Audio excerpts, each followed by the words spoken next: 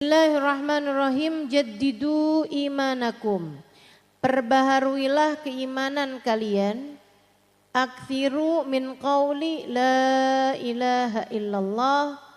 Perbanyaklah membaca ucapan la ilaha illallah.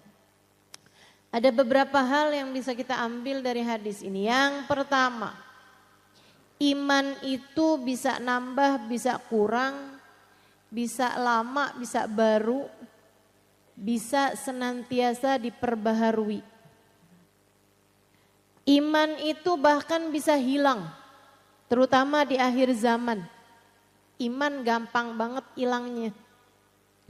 Kata Nabi Muhammad alaihissalam, sayati zaman ala ummati asbaha ahaduhum muslima wa amsa kafira. Akan datang zaman pada umatku di mana orang masuk pagi dalam keadaan Islam, sore udah hilang Islamnya. Orang pagi masuk dalam keadaan beriman, malam hari udah hilang imannya. Tercabut keimanannya.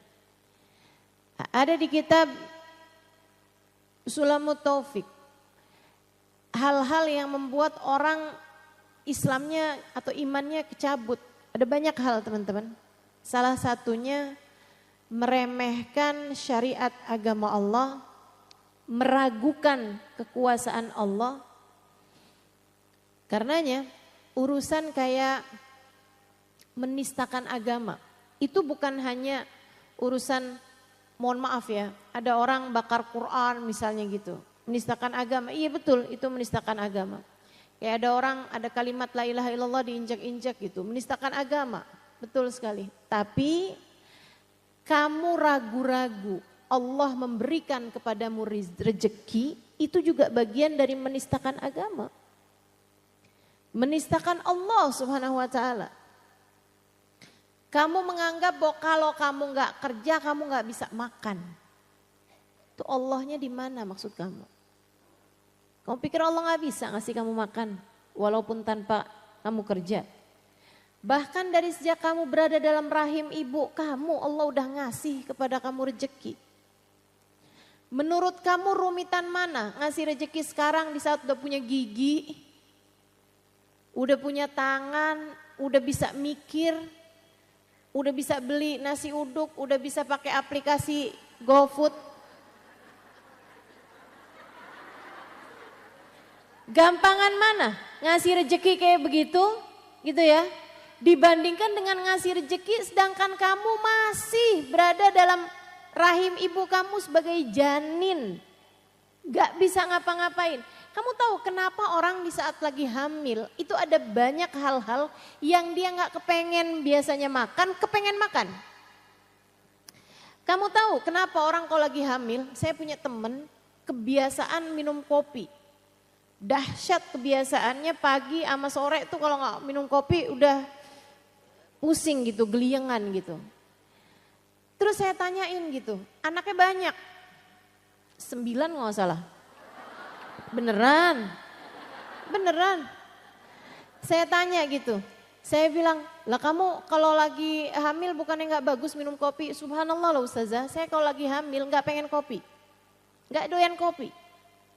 Dia bilang, kenapa bisa orang kalau lagi hamil itu makanan yang dia nggak kepengen mendadak jadi kepengen, makanan yang biasanya dia suka mendadak jadi nggak suka. Karena Allah lagi mau ngasih tahu sama ibu hamil bahwa yang lagi aku pengen kasih rezeki bukan cuma kamu, tapi anak dalam kandunganmu. Aku sekarang lagi mau ngasih rezeki bukan kamu. Selain kamu juga anak dalam kandunganmu. Makanya subhanallah, subhanallah. Rezekinya anak tuh, emaknya jadi gak suka kopi. Anaknya lagi kepengen jambu, emaknya jadi pengen jambu. Ya kan begitu tuh.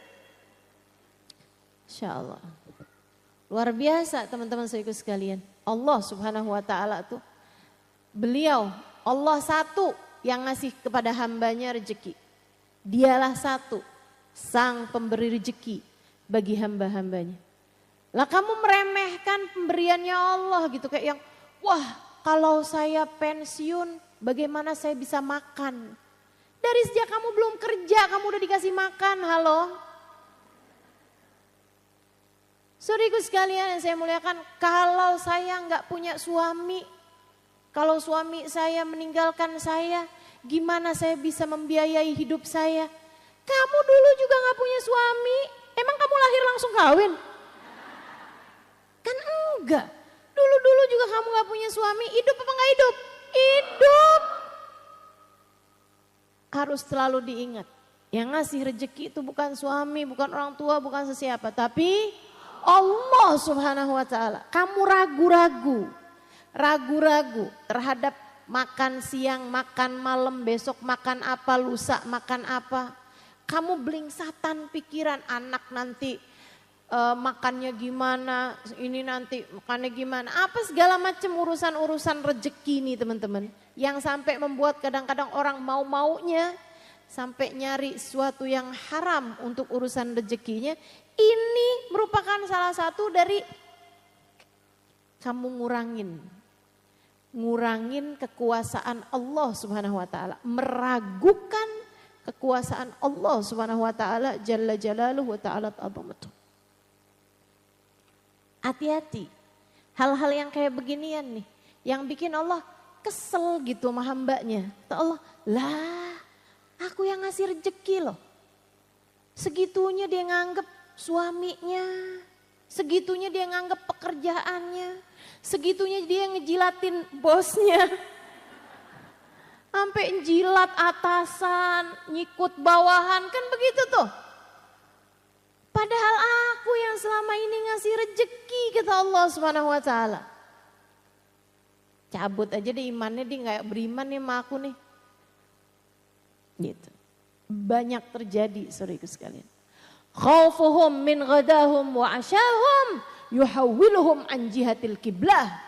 Katanya Sayyidina Hasan Al-Basri ketika diceritakan tentang banyaknya umat Islam yang mati nggak bawa iman, beliau menyatakan penyebabnya seperti dituliskan Imam Ghazali dalam kitab Minhajul Abidin, khaufuhum min ghadahum wa asyahum yuhawwiluhum an jihatil kiblah.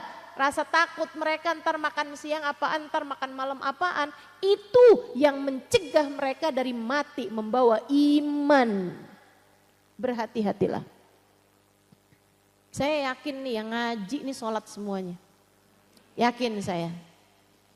Saya yakin. Yang saya yakinkan juga yang ngaji pada pakai jilbab semuanya. Ya kan pada pakai jilbab nutup aurat ya kan. Saya yakinkan itu. Akan tetapi masalahnya iman tuh bukan pakaian. Iman bukan gerakan. Iman sesuatu yang ada di dalam hatimu. Iman sesuatu yang ada di dalam hatimu teman-teman. Bisa nambah, bisa ngurang, bisa datang, bahkan bisa hilang. Makanya nih, kita nih mesti bener, harus banget mempertahankan keimanan-keimanan kita, memupuki keimanan-keimanan kita biar kuat dari akarnya. Ini yang diperintahkan baginda kita Nabi besar Muhammad. Salah satu penyebab terangkatnya iman, saudaraku sekalian, yang banyak juga meremehkan syariat agama Allah, menganggap ada ajaran lain yang lebih bagus. Hati-hati. Kamu ngelihat orang yang pakaiannya terbuka-terbuka lagi pada jemuran di tepi pantai. Terus kamu mikir, enak ya jadi dia ya. Kayak gak keribetan menjilbab gitu. Kayak mau fashion apaan aja oke gitu. Enak ya. Kalau saya gak Islam saya kayak gitu tuh. Kamu menganggapnya sebagai sesuatu hal yang bagus gitu, hati-hati teman-teman. Itu tuh kayak orang yang gak mensyukuri nikmatnya Islam dan itu hal yang banyak membuat Allah Subhanahu wa taala kemudian mencabut iman dalam diri seseorang. Berhati-hatilah. Ingat cerita yang pernah disampaikan guru saya, Babah Nur, dan juga saya berulang-ulang menceritakan ini, cuman mak-mak kan. Paham saya, yang mana dia nih? Ceritanya gitu. Enak ngajarin mama tuh, saya ngajar dari 20 tahun yang lalu.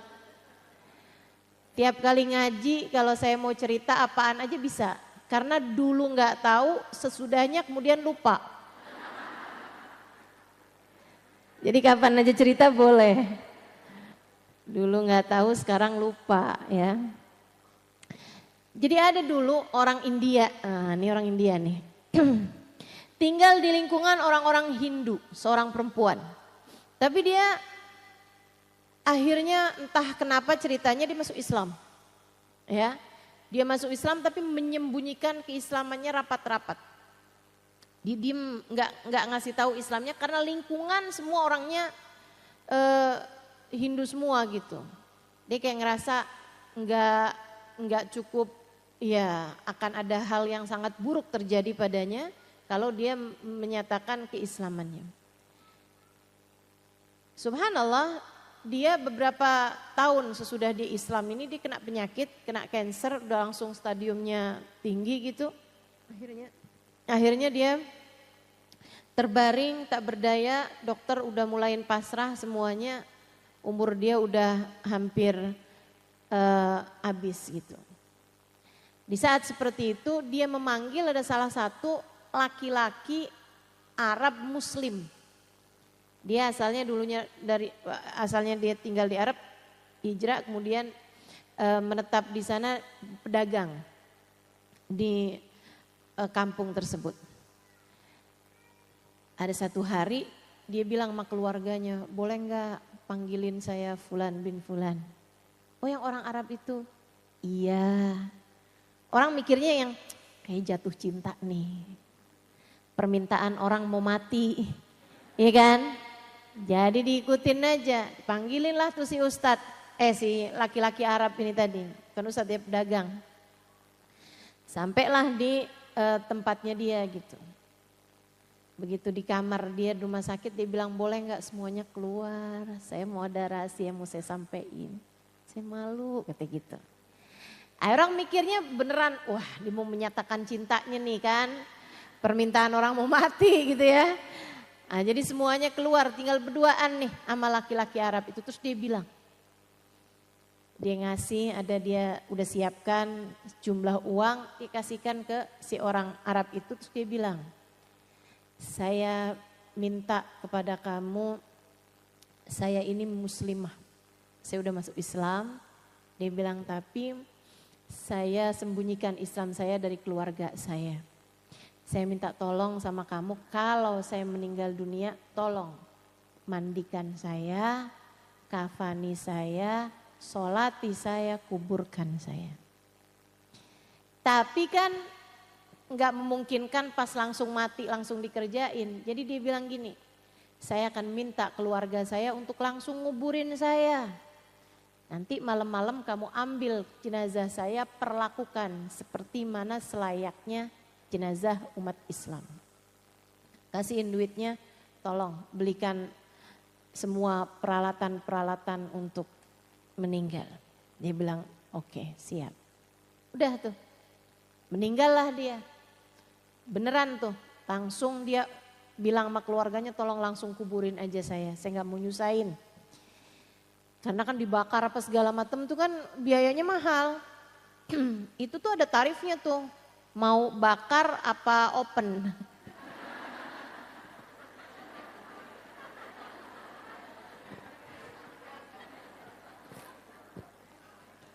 Mau bakar apa panggang ya? Masya Allah. Dikirain bercanda, padahal saya serius loh. Ini informasi. Teman-teman sekalian, akhirnya jadi dia bilang, tolong langsung kuburin aja. Dan bener, langsung dikuburin tuh sama mereka. Jadi ditandainlah sama dia kuburannya kan. Oh, dari pohon Kamboja 3 kuburan gitu kan. Ditandain sama dia. Malam hari dia bawa petromak. Dia gali kuburan itu. Begitu digali dia heran karena ternyata yang di dalam sudah berkafan. kok masih kaget aja? Padahal sih udah cerita bolak-balik loh ini. Itu tadi dia lupa ya. Baiklah. Dia heran, tapi kan karena dia menjalankan amanat temennya, dia pun akhirnya memastikan bahwa yang di dalam nih memang si perempuan itu tadi gitu. Jadilah dilepas sama dia kain kafannya itu yang bagian atas. Saat dilepas, diambil kain kafannya gitu, pas dibuka ternyata jenggotan. Dia bukan perempuan yang meninggal itu, laki-laki, ada tai lalatnya di sebelah sini. Bukan perempuan yang meninggal yang dia lihat kemarin itu. Jadi kaget banget, akhirnya dia masukkan kembali jenazah tersebut ke dalam kuburnya, dia uruk lagi. Nah, kain kafannya yang paling atas itu diambil sama dia, mau nyari gimana caranya biar dia bisa mensolati jenazah temennya itu. Di sekitar situ nggak ada kuburan baru selain kuburannya dia, karena memang nggak ada yang meninggal selain dia. Dan di kampung tersebut nggak ada orang Islam. Artinya nggak ada orang yang pakai kain kafan. Jadi dia heran gitu. Udah tuh berbulan kemudian dia berangkat pergi haji. Dia memang pergi haji gitu tahun itu. Di saat dia pergi haji tuh kain kafan yang itu dibawa kemana-mana sambil dia doa. Ya Allah, saya kepengen nih jalanin amanat temen saya nih perempuan, saya nggak tahu gimana cara jalanin amanatnya. Dia dikuburnya di mana saya nggak tahu gitu kan. Mendadak hilang dari kuburannya, ganti orang tuh kan gimana ceritanya gitu. Satu hari saat dia lagi di Masjid Haram dan dia kemana-mana memang bawa tuh kain kafan itu mana-mana. Ntar kalau dia tawaf dia taruhin sama dia di pundaknya kayak gitulah. Ada orang habis selesai dia sholat nyamperin dia gitu. Dia bilang, Pak boleh saya tanya itu kain apa yang Bapak bawa? Saya liatin Bapak bawa kemana-mana. Dia bilang iya nih ini kain kafan. Kain kafan nih Pak. Sama persis ya sama yang dipakai bapak saya ketika meninggal. Wah ini jangan-jangan jawaban nih dari doanya dia selama ini, karena kan minta biar bisa jalanin amanah kan. Akhirnya dia bilang kain kafan ini Pak nggak umum dipakai orang. Tapi saya pakai kain kafan ini adanya cuma di daerah tertentu lah gitu kan. Tapi saya pakai kain ini waktu nguburin bapak saya. Bapak kamu meninggal kapan? Dikasih tahu hari yang sama dengan meninggalnya temennya yang perempuan itu tadi. Dia bilang bapak kamu meninggal di mana? Di Mekah dan dikuburkan di Ma'la. Di Hajun, dekat kuburannya Sayyidah Khadijah bintu Khuwailid, istri baginda kita Nabi besar Muhammad. Di Ma'la sana tuh di Hajun. Akhirnya dia bilang, bapak kamu kayak apaan orangnya? Begini, kok mirip sama yang dia lihat. Ada tai lalatnya ya di sebelah sini, kok bapak tahu? Jangan-jangan ya, kenapa gitu Pak? Diceritakanlah ceritanya amanat perempuan yang di India sana itu. Dia bilang, wah kalau gitu saya penasaran juga Pak, yuk Pak. Kita gali kubur bapak saya. Berdua sama beberapa orang, mereka pun kemudian pergi ke sana, ke kuburannya si bapak itu. Bener dong, begitu digali kuburannya, yang di dalam kuburannya laki-laki tersebut adalah seorang perempuan yang meninggal di India. Allah pindahin jenazahnya. Allah pindahin tuh jenazah. Jenazahnya perempuan meninggal di India mau Allah dipindahin ke Hajun, gak main-main. Karena dia beriman. Allah gak mau nih wanita beriman muslimah ini dikuburkan di pekuburan yang bukan pekuburan orang Islam. Karena Allah melihat hati. Hatimu beriman, hatimu penuh dengan keimanan, gak pantas untuk kumpul sama mereka-mereka ini yang tidak beriman. Jadi sama Allah dipindahkan. Gak tanggung-tanggung. Allah mindahinnya gak dikaret.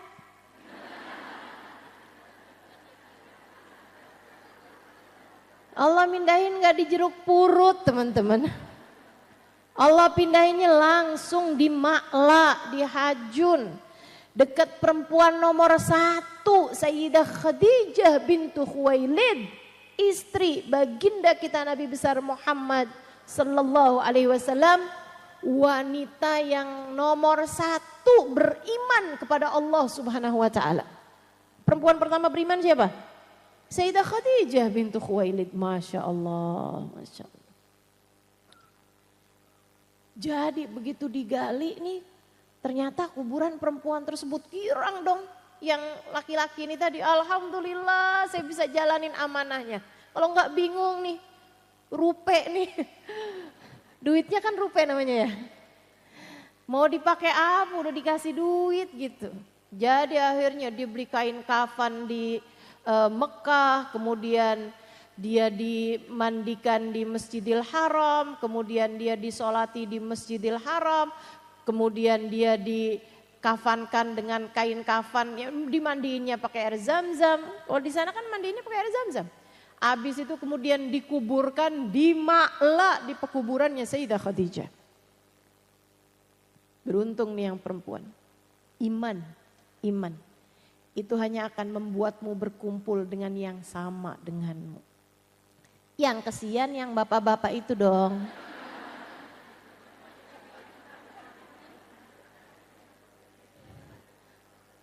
Meninggal di Mekah, dikafanin, pakai kafannya orang Islam, disolatin di Masjidil Haram, dikuburkan di Ma'la, Allah pindahin ke India. Barengan sama orang-orang Hindu di sana teman-teman. Sian banget nih orang. Apa artinya? Artinya dia dianggap kayak orang Hindu di sisi Allah. Artinya dia dianggap gak mukmin di sisi Allah. Artinya bukan orang Islam nih dia nih. Sana dah kamu di sana. Kumpul sama orang-orang teman-teman kamu di sana. Kenapa kok bisa begitu? Ditanyakanlah kepada keluarganya. Si istri bilang, suami saya tuh sebenarnya soleh sih, sholat gak tinggal, puasa gak tinggal, pernah haji, sering umroh. Tapi sih memang, mohon maaf nih ya, kalau lagi musim dingin, malam-malam habis berhubungan intim dia suka bilang enaknya jadi orang Hindu, orang Buddha gitu. Enak jadi ashabul hunud. Jadi orang-orang Hindu-Hindu itu dia bilang, kalau habis hubungan nih gak pakai kedinginan mandi. Kita jadi orang Islam nih ribet nih pakai segala harus mandi, mana dingin lagi. Kayak gitu. Ucapan yang kayaknya dia ngomongnya mungkin kayak bercanda, kayak gak serius gitu. Tapi itu dia tuh, meremehkan ajaran agama Allah. Melihat kayak ada yang lebih menyenangkan dari menjadi umat Islam. Itu hati-hati teman-teman, hati-hati. Kadang-kadang anak-anak remaja kita, kadang emak-emak juga sih ya, bercanda bawa-bawa urusan-urusan kayak begituan tuh. Jangan. Ntar lo masuk neraka, misalnya gitu kan ya. Terus dibilangin gitu, kayaknya gak serem deh masuk neraka, ada banyak tuh artis-artis Hollywood katanya gitu. Ntar ada Michael Jackson nyanyi, ntar ada ini, suka kayak begituan tuh. Hati-hati teman-teman bercanda yang begituan tuh jangan dah, jangan. Takutnya Allah lihat hati kamu beneran punya rasa kayak begitu, akhirnya Allah cabut. Oh kamu mau masuk neraka aja ya, udah dah. Jangan. Mudah-mudahan kamu masuk surga, gitu kan, biar ketemu sama fulan bin fulan. Ntar gimana, kalau dia sampai masuk surga gue mendingan keluar lagi. Ada tuh suka ada yang, saya pernah dengar kayak begitu bercandaan. Hati-hati teman-teman, ini saya omongin nih bukan karena apa ya. Karena memang mau ngasih tahu, kadang-kadang kita nih orang-orang awam macam kita nih kalau nggak dikasih contohnya, nggak ngeh gitu. Bahwa itu tuh hal yang kadang-kadang suka diucapkan begitu aja gitu, jangan. Kamu bercanda yang lain aja. Bercanda yang lain aja teman-teman. Ada banyak kan bahan bercandaan. Kamu sendiri ngaca tuh kan udah pengen ketawa. Masya Allah. Untuk kita di sini kan ketawa mulu nih. Kita bercanda tapi kan nggak pakai yang urusan-urusan dosa gitu.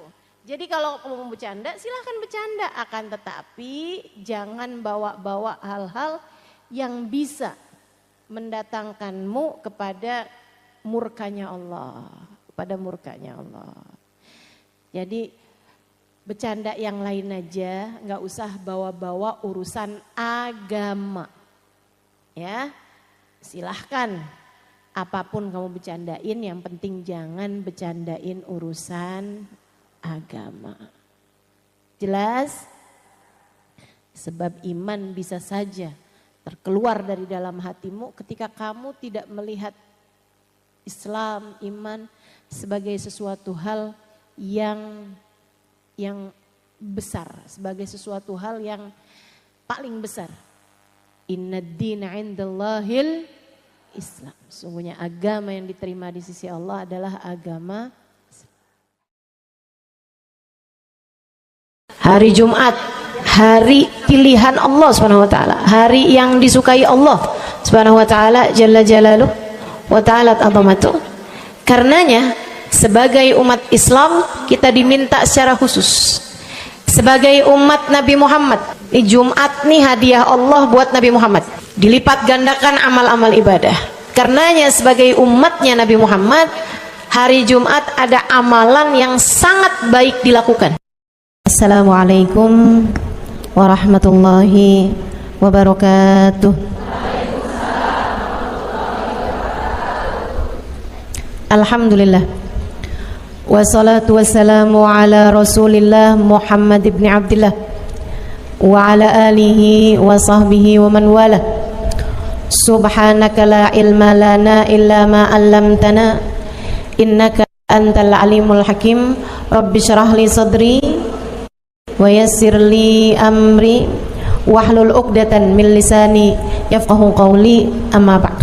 Baik, sebelum kita mulai, kita akan baca niat belajar bersama-sama. Mudah-mudahan ilmunya nanti sekali lagi jadi ilmu yang manfaat buat kita sekalian. Bismillahirrahmanirrahim. Nawaitu ta'allum wa ta'lim wan naf'a wal intifa' wal mudzakarah wat tadhkir wal ifadah wal istifadah wal hidza ala tamassuk bi kitabillah wa sunnati rasulillah sallallahu alaihi wa alihi wa sallam wa du'a ila al huda wa dilalata ala al khair ibtigha'a mardatih wa qurbih wa thawabih wa husnil khatimah ma'al lutfi wal afiyah wa salahil aqibah birahmatika ya arhamar rahimin. La hadratin Nabi Muhammad sallallahu alaihi wasallam wa alihi washabihi azwaji wa dzurriyyati wa ahli baiti muslimin jamil anbiya wal mursalin wal kulli ajma'in. Anna Allah yaghfiruhum wa yarhamuhum wa ya'li darajatihim fil jannah wa yanfa'una barakatihim wa asrarihim wa anwarihim wa ulumihim wa nafaatihim fid din wa dunya wal akhirah. Al-Fatihah, baca bersama-sama. A'udzu billahi minasyaitonir rajim. Bismillahirrahmanirrahim. Alhamdulillahi rabbil alamin. Arrahmanir rahim. Maliki yaumiddin. إياك نعبد وإياك نستعين اهدنا الصراط المستقيم صراط الذين أنعمت عليهم غير المغضوب عليهم ولا الضالين آمين. Taqabbalallah minna wa minkum, taqabbal ya karim. Amalan kalau dikerjakan hari Jumat berlipat ganda 10 kali lipat. Itu kata Nabi kita Muhammad sallallahu alaihi wa ala alihi wa sahbihi wasallam. Karenanya nih, hadir maulid di sini nih 1 kali kayak hadir maulid 10 kali. Amalan-amalan dilakukan pada hari Jumat berlipat-lipat ganda. Hari Jumat, hari pilihan Allah Subhanahu wa taala, hari yang disukai Allah Subhanahu wa taala jalla jalaluh wa ta'ala azamatu.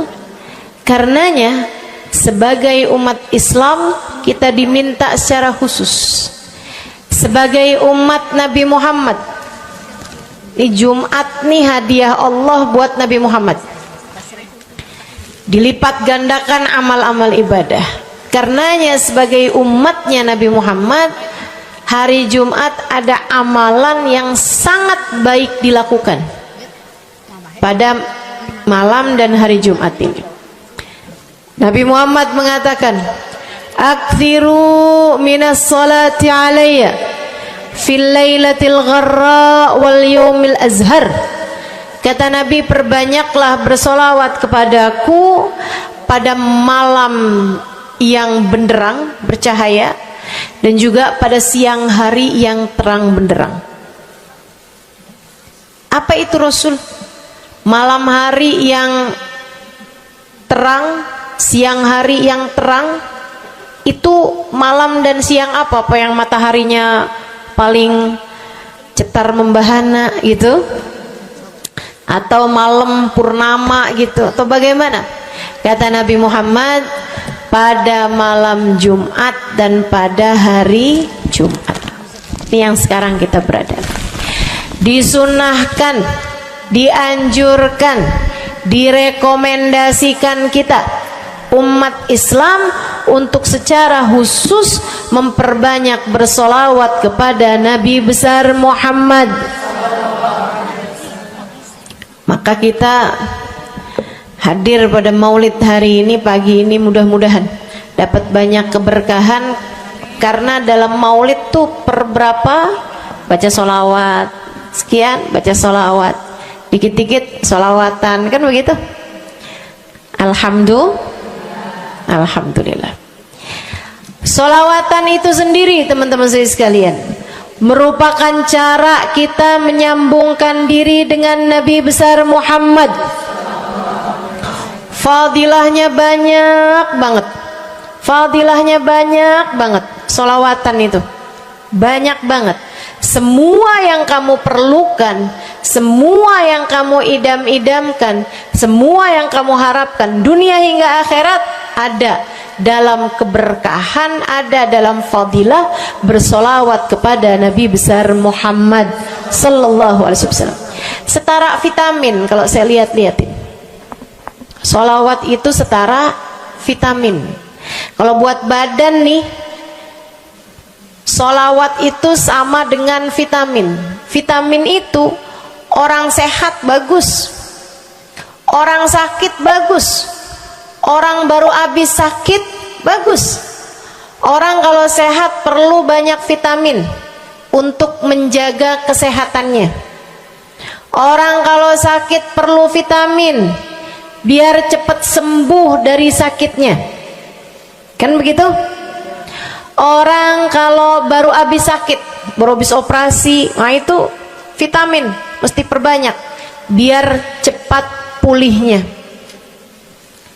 Demikian pula dengan vitamin bagi kehidupan dunia akhirat kita adalah solawat kita kepada Nabi besar Muhammad sallallahu alaihi wasallam.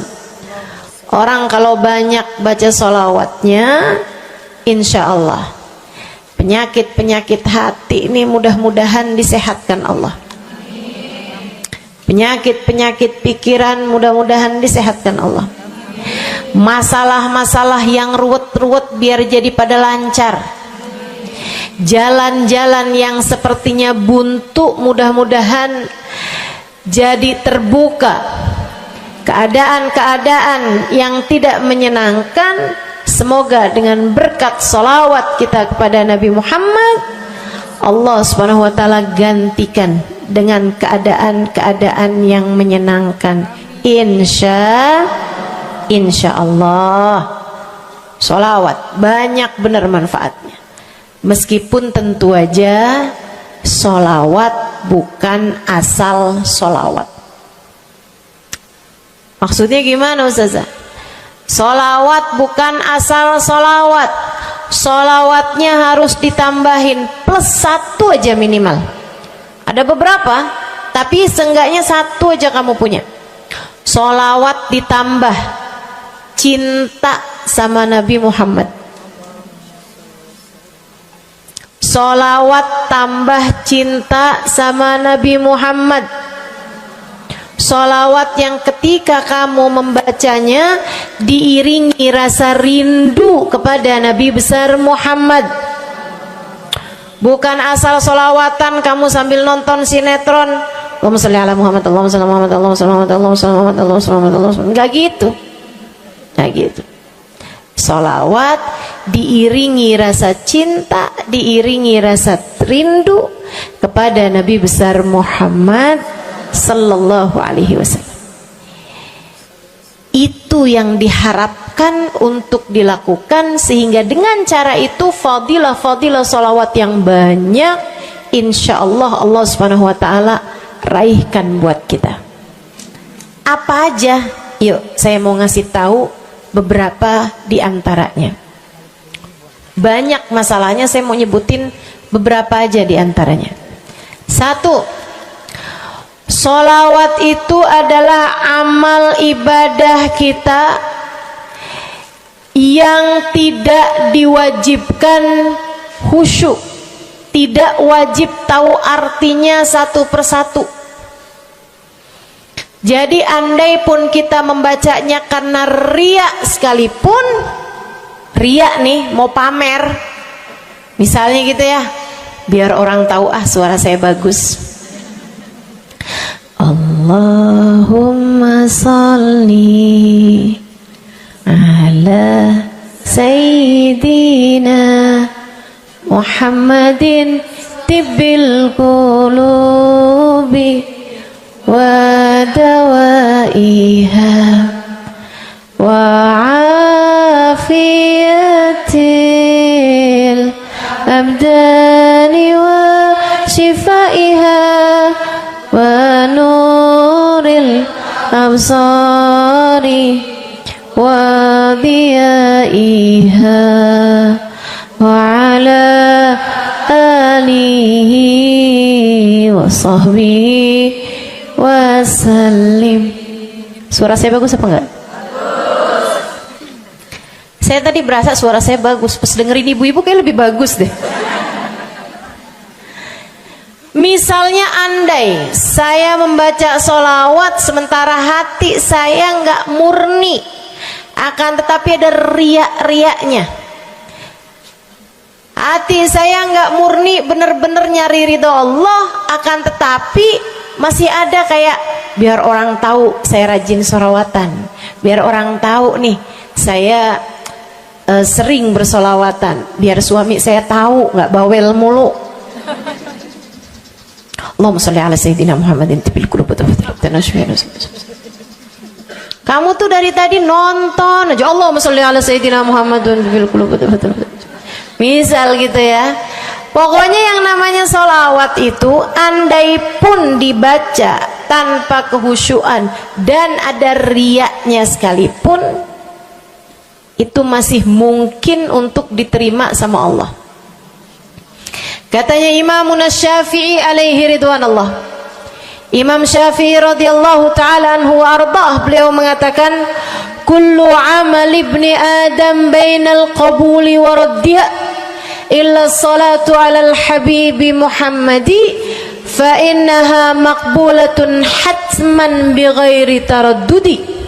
Semua amal ibadahnya manusia nih ada yang diterima, ada yang ditolak.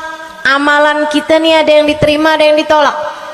Amalan dari orang Islam yang hatinya punya cinta sama Nabi Muhammad, amalan dari orang Islam yang hatinya punya cinta sama Nabi Muhammad. Sebab kalau hati udah nggak ada cinta-cintanya sama Nabi Muhammad, bahkan Islam pun sulit untuk dia pertahankan. Sebab syahadat tak hanya berisi la ilaha illallah, melainkan juga berisi Muhammad Rasulullah. Kata Imam Syafi'i, kullu amal ibni Adam bainal qabuli wa ruddiha. Semua amal ibadahnya umat nih, ada yang diterima, ada yang ditolak. Illa salatu alal habibi Muhammadi, selain salawat kepada Nabi Muhammad.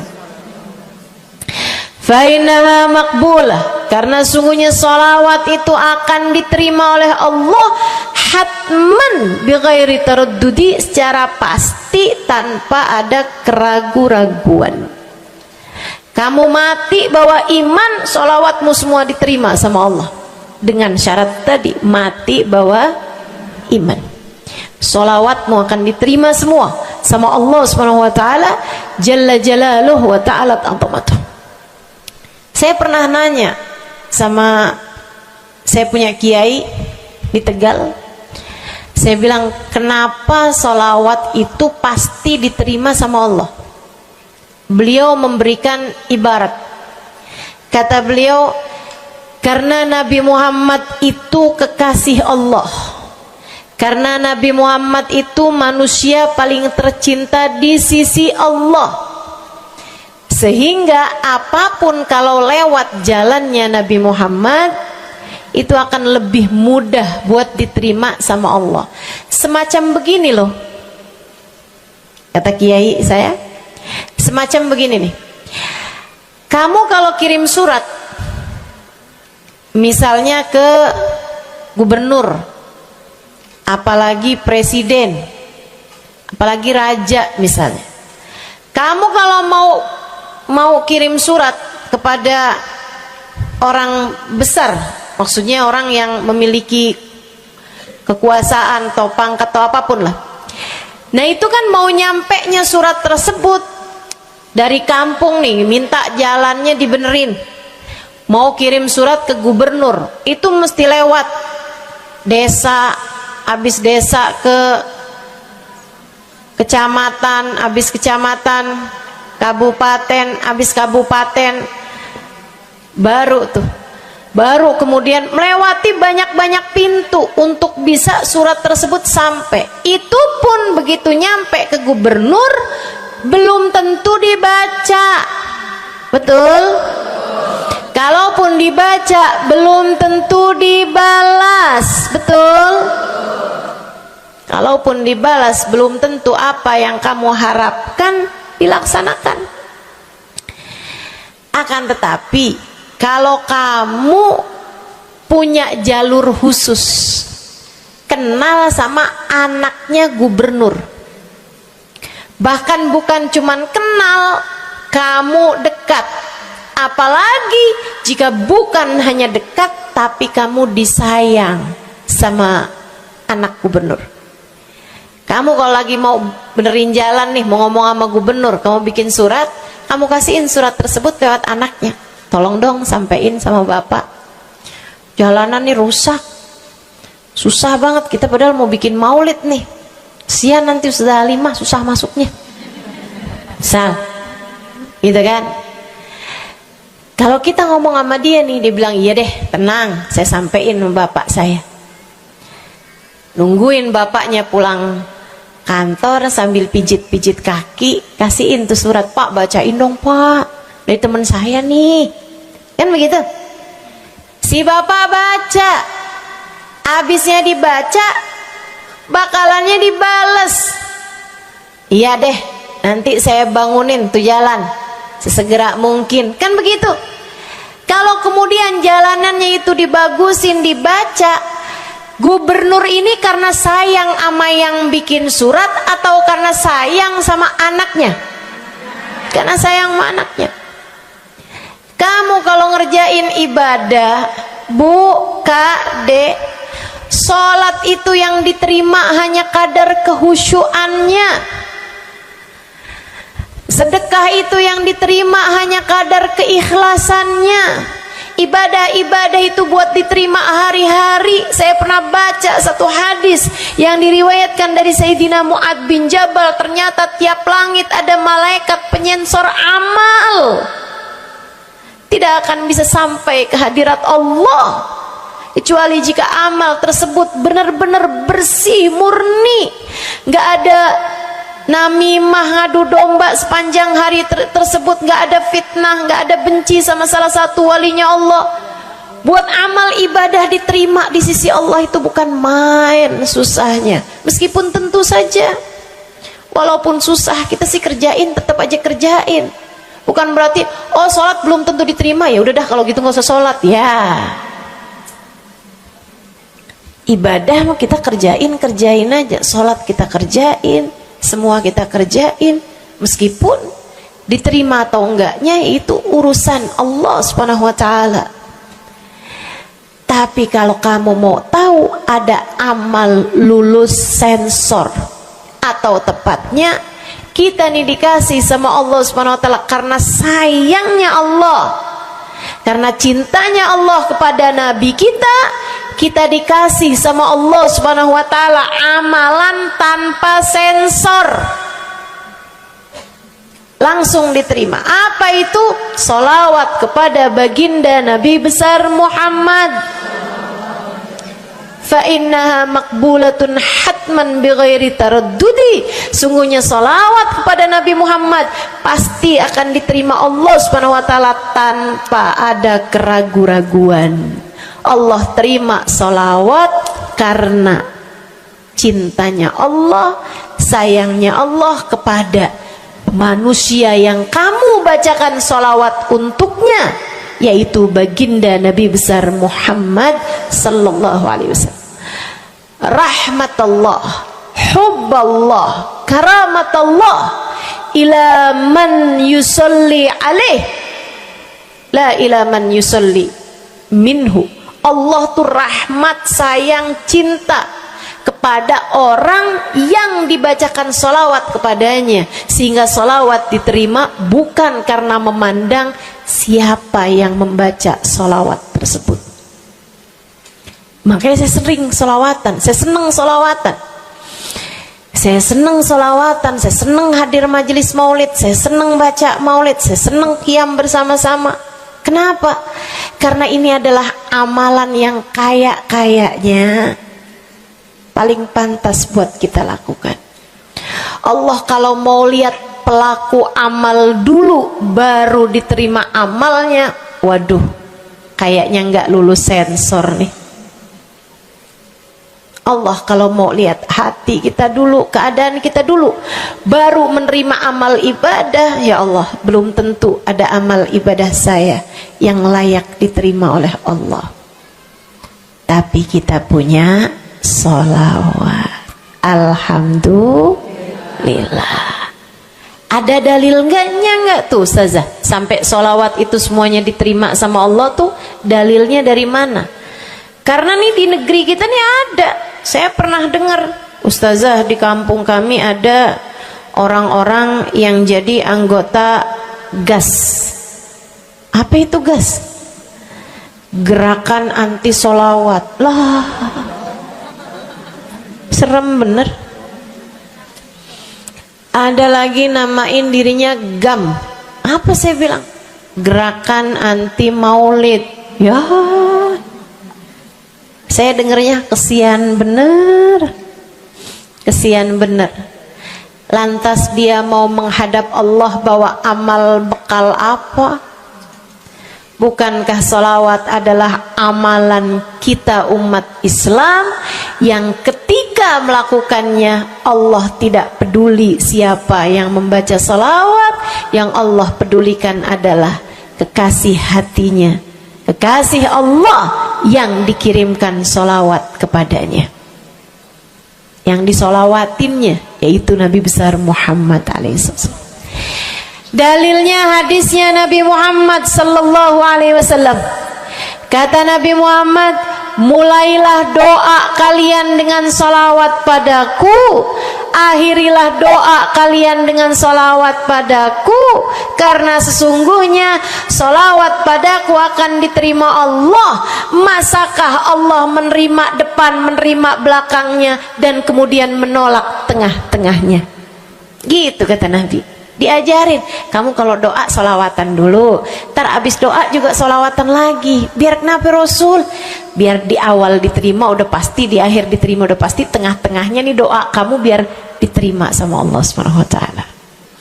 Artinya bahwa sholawat itu memang amalan kita yang akan diterima Allah Subhanahu wa Ta'ala. Andai nggak ada fadilah sholawat selain yang ini, saya akan bersolawat. Andai nggak ada fadilah lain nih, nggak ada, sholawat tuh fadilahnya cuma amal ibadah yang diterima sama Allah. Saya mau kerjain, karena nggak gampang mau nyari amal ibadah yang kita pantas diterima oleh Allah Subhanahu wa Ta'ala. Bu, sholatmu seberapa mampu buat khusyuk? Hah? Lagi sholat, ada tetangga ketuk pintu, dibukain sama anak kita. Itu sebelum dibukain hati kita, ya ampun pada kemana sini? Nggak dibuka-buka tuh siapa lagi yang datang? Kita udah sampai yang Bismillahirrahmanirrahim, sampai kita keras-kerasin, kagak juga ada yang bukain pintunya. Udah berisik sholat kita, Bu, baca apaan, yang kita inget apaan?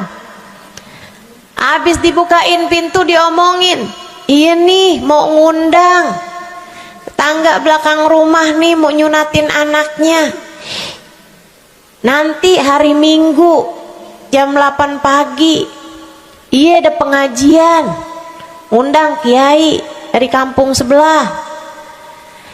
Itu semuanya informasi yang disampaikan sama tuh tamu, kita dengar semua. Sampai udah mikir, mau ngamplop berapa enaknya ya? Panjang bener. Betul begitu? Pakai baju yang mana ya? Betul begitu? Berisik. Ustazah kok tahu? Iya, nah saya juga gitu.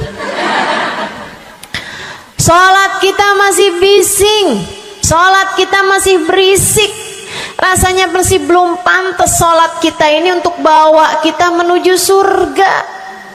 Belum pantas rasanya sholat kita ini untuk kita haturkan kepada Allah Subhanahu wa Ta'ala. Sholat kita ini belum layak diterima, bagaimana mungkin untuk dibalas? Diterima aja masih belum pantas. Katanya Sayyidina Hasan Al-Basri alaihi ridwanallah, salah la tahdur fiha al-qalb fahiya ila al-uquba asra. Salat yang hati kamu nggak hadir di dalamnya lebih mendekatkanmu kepada azabnya Allah Subhanahu wa Ta'ala. Naudzubillah min dzalik. Gimana nih modelannya? Gak bisa kita andalkan sholat kita, meskipun tentu saja kita tetap harus sholat. Jangan tinggal sholat. Ninggal sholat tuh kayak lagi gunting-guntingin tali yang antara kita dengan Nabi Muhammad. Kita nih sama Allah dikasih banyak tali nih. Kamu kalau berani-berani ninggal sholat tuh kayak lagi guntingin tali. Sekali kerjain, cret, putus.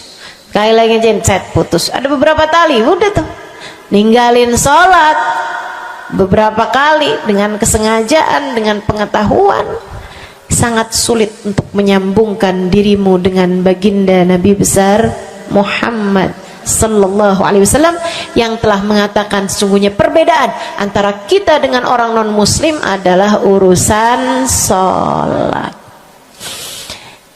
Jadi itu fadilahnya sholawat.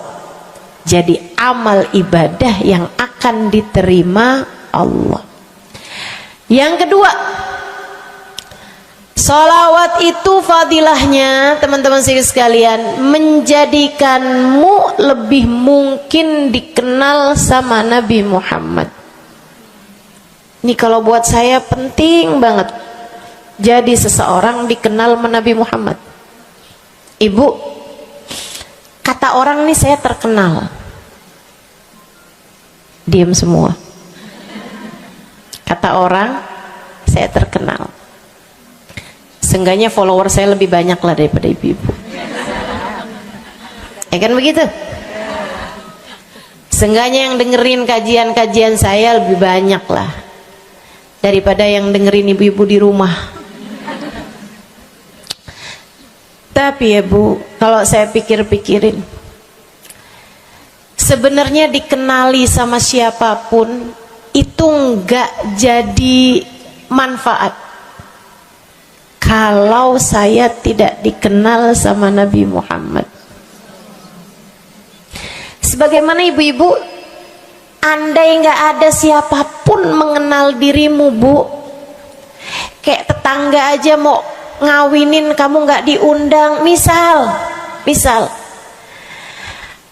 andai nih saudara kita sendiri kenal tapi kayak nggak mau kenal gitu, andai nggak banyak orang kenal sama kita gitu kan, karena ya kita bukan sesiapa, misalnya gitu. Ibu-ibu saudaraku sekalian, itu Bu nggak cukup berpengaruh bagi dunia akhiratmu, bagi dunia terutama bagi akhiratmu, jika meski tidak banyak orang mengenalmu, akan tetapi Nabi Muhammad sallallahu alaihi wasallam mengenalmu. Saya sering bercerita tentang Zarqa, seorang perempuan, nggak ada siapapun kenal. Tetangganya kenal juga gitu aja, nggak ada yang sayang gitu, nggak ada yang cinta gitu kan, nggak ada yang perhatian gitu juga, biasa aja. Perempuan paruh baya, nggak punya sesiapa, tinggal sebatang kara di rumah. Mau bikin baik sama orang, ngasih sedekah sama orang juga nggak punya duit banyak-banyak gitu, buat hari-hari sendiri aja gitu. Akan tetapi satu hari Islam masuk ke dalam hatinya, membuat Zarqa jatuh cinta kepada Nabi Muhammad. Hatinya penuh cinta kepada baginda Nabi. Satu hari Zarqa kangen gitu sama Nabi. Ya Allah, masuk Islam dah tua-tuaan gini ya, jalan susah.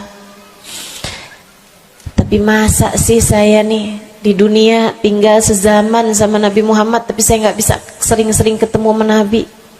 Paksain aja dah, bismillah dah. Keluar dari rumahnya Bu, jalan aja terus berjam-jam sampai ke Madinah. Di Masjid Nabawi, Masjid Madinah, masjidnya Nabi, duduk nungguin Nabi. Mau ngetuk pintu nggak sopan, berasa nggak adab, nggak akhlak ngetuk rumah Nabi Muhammad alaihissalam. Nungguin di luar di masjid. Sambilan nungguin dilihat ada sampah, ada kotoran-kotoran di sekitar masjidnya Nabi. Di lantainya kan tanah, dindingnya juga bukan sesuatu yang ini gitu, nggak dicat juga gitu kan. Akhirnya diambilin sampah-sampah tersebut, dibersihin masjid Nabi Muhammad, disapuin nama dia masjid Nabi.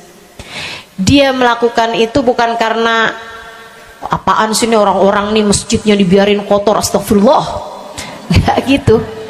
Tapi dia melakukan itu bukan sambil ngomelin orang-orang yang buang sampah sembarangan, akan tetapi karena rasa cinta kepada baginda Nabi besar Muhammad sallallahu alaihi wasallam. Nabi keluar, disamperin Bu sama Nabi Muhammad. Karena Nabi itu urusannya urusan hati. Jadi kamu kalau kepengen dikenalin sama Nabi, bukan dengan wah ada maulid Nabi nih saya harus duduk paling depan, enggak. Urusan sama Nabi itu urusan hati. Urusan sama Nabi urusan rasa, bagaimana kamu terhadap Nabi Muhammad sallallahu alaihi wasallam, seperti itu pula lah Nabi Muhammad kepadamu. Kamu sering merasa rindu sama Nabi, Nabi juga rindu sama kamu. Kamu sering ingat sama Nabi Muhammad, Nabi juga sering ingat sama kamu. Tapi kalau kamu lupa sama Nabi Muhammad, kalaupun lagi dengerin kajian tentang Nabi Muhammad, bosen Nabi Muhammad mulu yang diceritain, astagfirullah. Atau kamu baru inget sama Nabi Muhammad di saat-saat seperti ini, pas udah pulang ke rumah, mikirin urusan tagihan listrik, mikirin urusan makan siang, makan malam, harus masak apa, sampai Nabi Muhammad nggak pernah lagi ada di pikiran kamu. Kalau seperti itu jangan salahkan siapa-siapa. Jika kamu pun juga menjadi seseorang yang dianggap lalu saja oleh Nabi Muhammad, nggak dikenali secara khusus.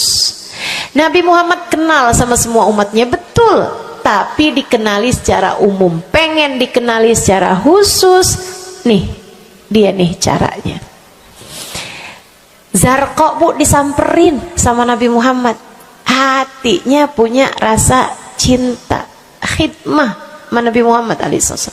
Samperin sama Nabi, tanyain, Bu dari mana? Saya nggak pernah lihat ibu selama ini. Saya dari kampung saya Rasul.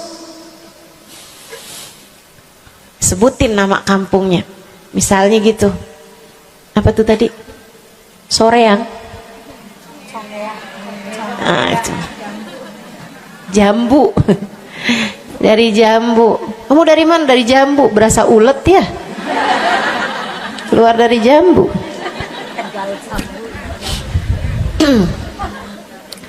Saudaraku sekalian, Nabi kemudian bilang, dia bilang nih si Zarqa, nama saya Zarqa Rasul, saya dari kampung. Oh, datang ke sini naik jalan kaki Rasul. Wah, kesini mau nyapu? Enggak Rasul, ingin bertemu denganmu, tapi betulan aja Rasul sambilan nungguin sambil nyapu. Oh, makasih ya Bu ya, makasih. Didoain sama Nabi Muhammad. Waduh, Zarqa girang, seneng banget. Seneng banget. Makasih Rasul pulang. Tuh, penuh hatinya dengan rasa cinta. Penuh hatinya dengan rasa rindu pulang. Berapa hari kemudian, aduh datang kangen lagi nih. Kuota cinta yang udah asalnya penuh, habis lagi nih. Berangkat lagi, kali ini niat. Bawa sapu, bawa lap, nyapuin rumah masjid Nabi, nyapuin, bersihin barang-barang di tempat Nabi. Terus begitu berkali-kali. Satu waktu Nabi Muhammad kehilangan dia. Kok lama nggak pernah kelihatan. Habis selesai sholat, Nabi Muhammad berdiri. Kata Nabi Muhammad, Man minkum ra'a Zarqa. Siapa di antara kalian yang lihat Zarqa? Itu sahabat saling toleh menolong. Zarqa siapa sih? Zarqa siapa sih? Kagak ada yang kenal. Nggak ada yang kenal. Tapi Nabi Muhammad kenal.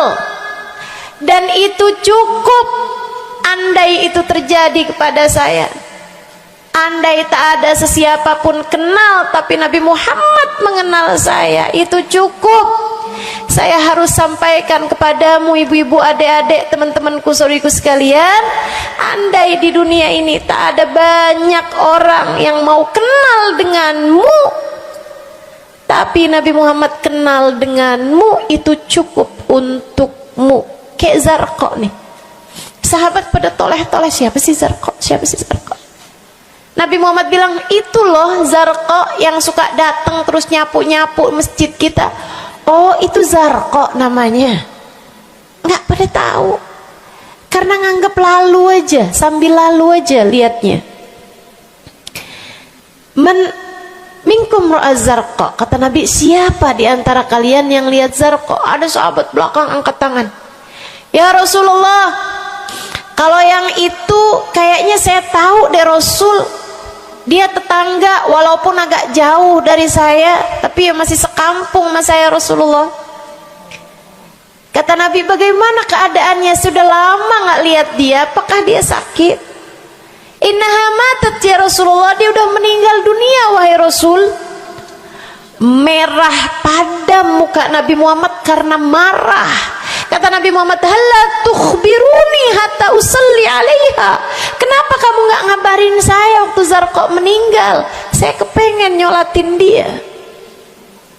Sahabat itu bilang, "Edir nih ya Rasulullah, maafkan saya wahai Rasul. Rumahnya jauh dan saya nggak tahu bahwa engkau kenal sama dia." Masuk di akal juga kan alasannya. Dan Nabi memang menerima alasan dari seseorang ketika dia berbuat kesalahan-kesalahan. Kata Nabi, "Kamu tahu kuburnya?" "Tahu Rasul." "Idan dullani ala qabriha hatta usalli 'alaiha." Kalau gitu tunjukin saya di mana kuburnya, saya akan mensolati dia dari depan kuburnya. Bu, Nabi berdiri, sahabat ini berdiri, sahabat-sahabat semasjid berdiri. Mereka ikut semuanya jalan barengan sama Nabi berjam-jam jauhnya, hanya untuk Nabi Muhammad mensolati seorang perempuan yang bahkan tidak ada sesiapapun yang mengenal dia. Bu, orang kalau disolatin sama Nabi, kebayang kayak apa nikmat kuburnya. Orang kalau di dunianya dicari menabi kayak begini, di akhiratnya pasti dicari menabi.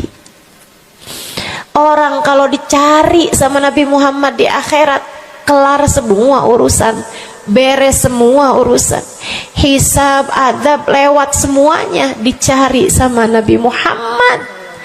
Manusia yang dikasih Allah bisa pegang kunci surga. Kunci surga itu Nabi Muhammad yang pegang. Jadi ibu ibu sekalian, kamu belajarlah, berusahalah buat jadi orang yang dikenali sama Nabi Muhammad. Gimana caranya Ustazah? Salah satunya adalah dengan bersolawat. Saya dapat satu cerita dari guru saya, Sayyidil Habib Umar bin Hafiz. Kata Habib Umar, ada seseorang satu malam bermimpi Nabi Muhammad SAW. Dia seorang dai, seorang ulama, seorang yang banyak dengarkan orang. Satu waktu dia bermimpi, dia lagi ada di depan pintu rumahnya, kemudian dia lihat Nabi Muhammad lewat. Dia panggil, "Ya Rasulullah." Nabinya nggak noleh, jalan aja terus.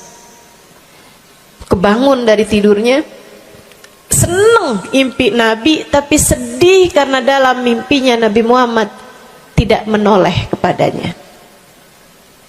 Besok harinya dia datang kepada gurunya. Walaupun ulama kan punya guru, malah kita curiga kalau ada ulama nggak punya guru. Nih ilmunya nyambungnya kemana? Nah, ilmu yang benar itu pasti punya sambungan. Ilmu kita nih, ilmu dari Nabi Muhammad, itu pasti ada sambungannya kepada Nabi Muhammad alaihi wasallam.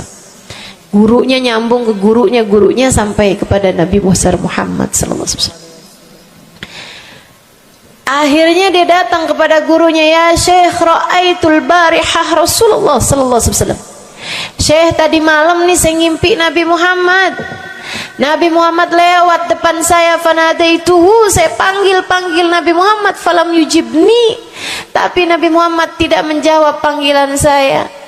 Sedih banget saya, Syekh. Kenapa ya Nabi Muhammad gak noleh saya panggil-panggil? Syekhnya bilang, "Fa innahu lam ya'rifka ba'd."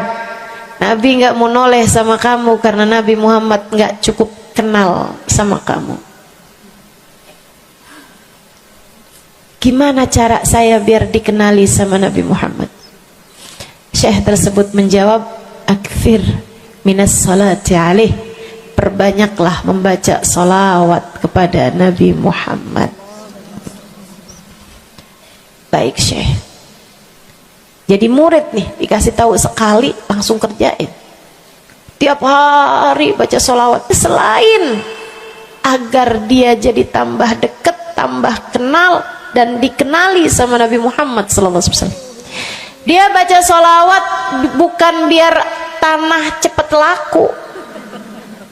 Dia baca sholawat bukan karena bosan menjomblo biar jodoh cepat datang, bukan. Dia baca sholawat hanya karena ingin semakin dekat dengan Nabi besar Muhammad. Tuh cobain, kamu kalau baca sholawat gak usah ada niat-niatan yang lain. Sholawat biar dicinta sama suami lah. Kamu baca sholawat itu mestinya biar dicinta sama Nabi, bukan biar dicinta sama orang lain. Nah, itu kan kayak mendekati seseorang padahal pengen dicinta sama orang lain, kan aneh. Kalau kamu pengen dicintanya sama orang lain, ya udah deketinnya dia dah, bukan deketin sama Nabi gitu. Kayak semacam agak kurang adab ya pada Nabi Muhammad alaihissalam. Dia banyak baca sholawat sampai sebulan, 2 bulan, 3 bulan, 4 bulan, 5 bulan, karena segala sesuatu tuh nggak instan. Beberapa waktu yang cukup lama dia kembali bermimpi Nabi besar Muhammad. Mimpinya persis sama tuh kayak yang tadi. Dia lihat Nabi Muhammad lewat di depannya. Dipanggil Nabi Muhammad, ya Rasulullah. Nabi berhenti, noleh dengan seluruh tubuhnya. Assalamualaikum warahmatullahi wabarakatuh ya Rasulullah. Nabi Muhammad menjawab, waalaikumsalam warahmatullahi wabarakatuh. Dalam mimpinya dia sekalian nanya sama Nabi, ya Rasulullah, dulu saya bermimpi yang sama denganmu wahai Rasul, sama dengan sekarang wahai Rasul. Aku memanggilmu akan tapi engkau tidak menjawab panggilanku. Nabi Muhammad mengatakan, dzakal yaum lam a'rifka ba'd. Hari itu saya belum cukup mengenalmu. Falamma aktsarta minas salati alayya, tatkala kamu banyak membaca salawat kepadaku, sirtu a'rifuk, sekarang aku jadi kenal denganmu. Enak benar. Mau baca salawatan? Banyak-banyak. Kapan mulainya? Maksud saya dalam hari-hari kamu tuh. Minggu depan mulainya, hari ini insya Allah ya. Sehingga sekalian saya muliakan tuh salawat fadilahnya. Pertama, amal yang pasti diijabah, amal yang pasti diterima. Yang kedua, banyak baca salawat membuat kamu kenal dan dikenali sama Nabi Muhammad sallallahu alaihi wasallam. Yang ketiga nih, sampaikan oleh Nabi Muhammad alaihi wasallam kepada sahabatnya. Yang ketiganya adalah menjadikan dosa-dosa terampuni dan menjadikan kesusahan-kesusahan diangkat Allah Subhanahu wa taala. Jadi ini 3 dan 4. Ya, dosa diampuni, kesusahan-kesusahan diangkat Allah taala. Seorang sahabat mendatangi Nabi Muhammad, kemudian berkata, ya Rasulullah, inni ukthir minas salati alaikam ja'altuhu lak.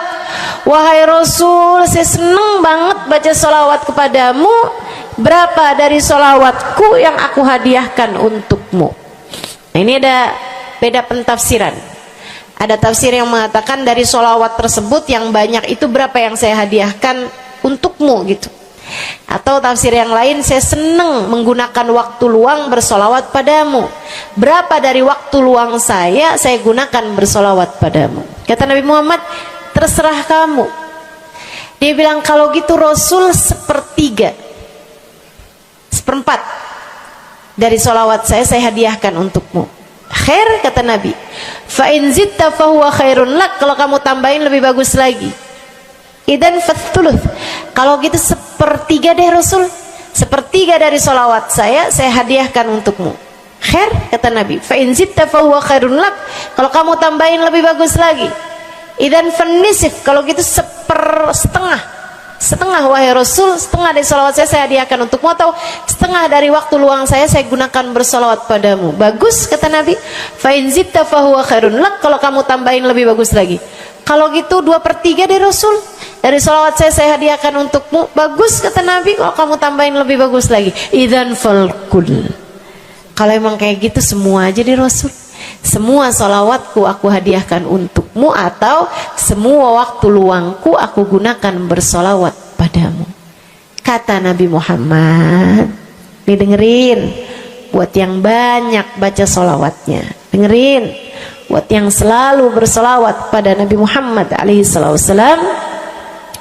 Katanya Nabi Muhammad, kepada yang banyak baca salawatnya, idzan tukfahamu wa tughfar dzambuk, kalau begitu maka akan terangkatlah seluruh bebanmu, akan diangkatlah seluruh kesusahanmu, wa tughfar dzambuk, akan diampunilah seluruh dosa-dosamu. Kamu kalau banyak baca salawatnya, susah-susahmu bakal hilang. Kamu kalau banyak baca salawatnya, dosa-dosamu akan diampuni. Enak apa enggak enak? Enak. Enak banget apa enak aja? Enak banget. Tuh, banyakin baca salawat. Yang berikutnya, keberapa nih? 4. Kelima. Saudara sekalian saya muliakan, orang kalau banyak baca sholawatnya, ini juga enak banget nih, tempatnya dekat dengan Nabi Muhammad. Orang kalau banyak baca sholawatnya, tempatnya dekat dengan Nabi Muhammad. Kata Nabi Muhammad sallallahu alaihi wasallam, aqrabukum minni majlisan yaumal qiyamah aktsarukum alayya salah. Orang yang terdekat tempatnya denganku di hari akhirat nanti adalah yang paling banyak baca salawat kepadaku. Dekat tempatnya di akhirat. Dan andai kamu tahu betapa dekat tempat dengan Nabi Muhammad di akhirat adalah harapan setiap orang, bahkan para nabi sekalipun. Andai kamu tahu bahwa dekat tempat dengan Nabi Muhammad adalah harapan bahkan para malaikat sekalipun, harapan para bidadari-bidadari, harapan dari para wali-wali, semua berharap kepengen tempatnya paling dekat dengan Nabi Muhammad. Di dunia nih nggak terlalu kelihatan bedanya, orang dekat sama Nabi Muhammad, orang jauh sama Nabi Muhammad, nggak terlalu kelihatan bedanya, nggak terlalu kelihatan. Saya nggak bisa bilang bahwa yang di depan nih paling dekat sama Nabi Muhammad, nggak ada. Bisa jadi yang duduk di bawah pohon loh. Bisa jadi yang kalau mau ngelihat saya harus pakai berdiri dulu, yang di belakang sana tuh. Bisa jadi. Saudaraku sekalian yang saya muliakan, yang paling dekat tempatnya dengan Nabi Muhammad di akhirat, dan itu adalah harapan semua orang, adalah yang paling banyak baca sholawat kepada Nabi Muhammad. Mudah-mudahan kita jadi orang yang gak nyesel di akhirat dengan dekat dengan Nabi Muhammad, insya Allah. Ibu saya sekalian, yang terakhir saya mau sampaikan sebagai salah satu fadilah besar kita membaca salawat kepada baginda Nabi besar Muhammad sallallahu alaihi wasallam adalah bersihnya hati. Ibu nggak susah apa ngadepin hati yang kotor? Bukan hati orang, Bu, hati kita sendiri. Ya Allah, ya Allah, ketemu sama si itu, pikiran langsung ya, ih, orang itu ya, sama si itu